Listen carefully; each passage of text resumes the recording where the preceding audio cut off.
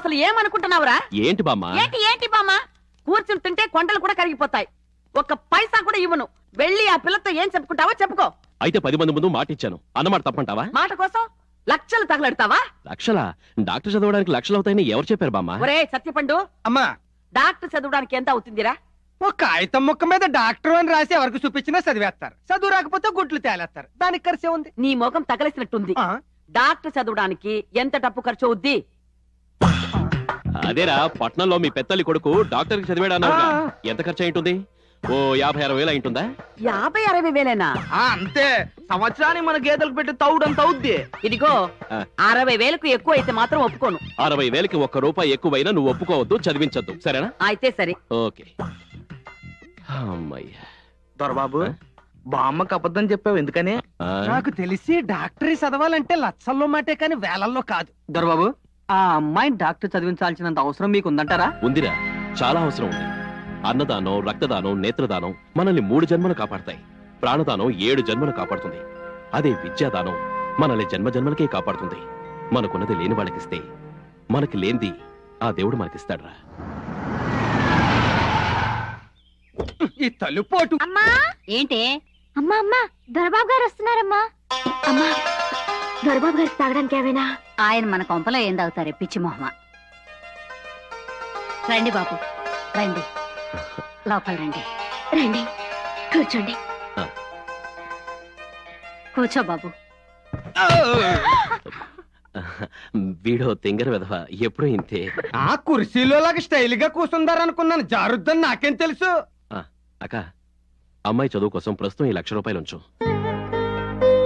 తీసుకోక. పర్వాలేదు, తీసుకో.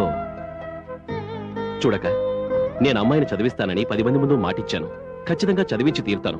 కానీ నేనెంత ఇస్తున్నానో, ఎప్పుడు ఇస్తున్నానో అన్న విషయం మాత్రం నీకు నాకు తప్ప మూడో కంటికి తెలియకూడదు. మూడో కన్నంటే ఇక్కడ 5 రెళ్ళు 10 కళ్ళు ఉన్నాయి. మూడో కంటికంటే బామ్మకని క్లియర్ కట్ గా చెప్పేంటి? అదేలేరా. అమృత, నువ్వు చక్కగా చదువుకుని పెద్ద డాక్టర్ అయి ఈ ఊరికి మంచి పేరు తీసుకురావాలి. అదే నా ఆశ. అలాగేనండి. నిజంగా మీరు చేసిన సాయం ఎన్ని జన్మలెత్తినా మర్చిపోలేను. అంత మాట అనంతు. నేను చేస్తున్న సహాయం ఆవేశంతో కాదు, మంచి ఆశయంతో.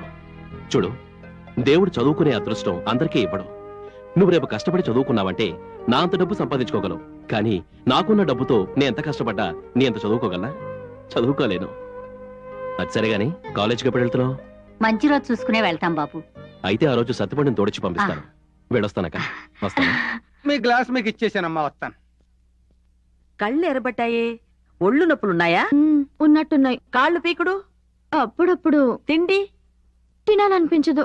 నిద్ర పోవాలనిపించదు. వాంతులు అవుతున్నాయా? అంతవరకు రాలేదు. తాగే వదిలేస్తే ఖచ్చితంగా అవుతాయి. ఇది కుర్రపు పైత్యం. దీనికి అర్జెంటుగా వాతేసి కర్ర పంటలు తగిలించకపోతే చాలా ప్రమాదం. తస్సా ఉండు.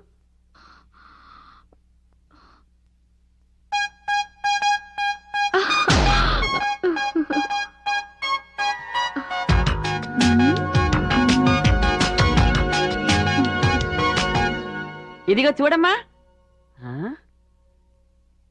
ఇక్కడున్న పిల్ల ఎక్కడికి పోయింది?